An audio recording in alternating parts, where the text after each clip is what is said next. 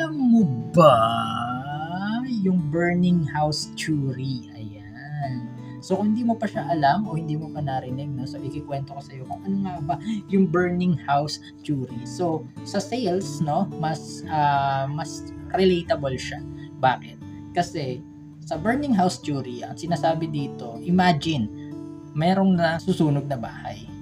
Ano yung magiging reaction mo kung meron kang nakita na tao doon sa loob? Maaaring bata o matanda na maaari mong pang maligtas, no? So, ano yung reflex o gagawin mo? Susugod ka kagad, 'di ba? Tutulong ka kagad o papasok ka kagad doon sa nasusunog na bahay. Okay? So, yan yung burning house theory. Kung i-reflect natin siya sa sales, no? Kailan ka magte-take ng action once na nandiyan yung isang tao?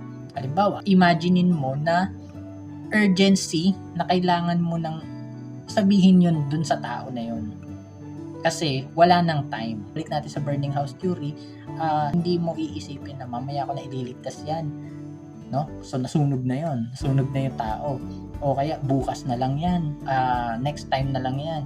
No? So nasunog na kung ano man yung nandoon na dapat maligtas. No?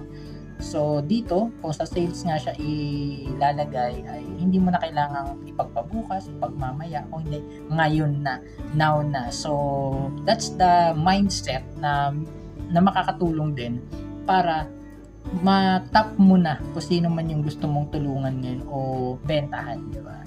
So that's the burning house theory. So sana ma-apply mo or makatulong sa sales journey mo, no? Sana. Alright. So yun lang. Bye-bye.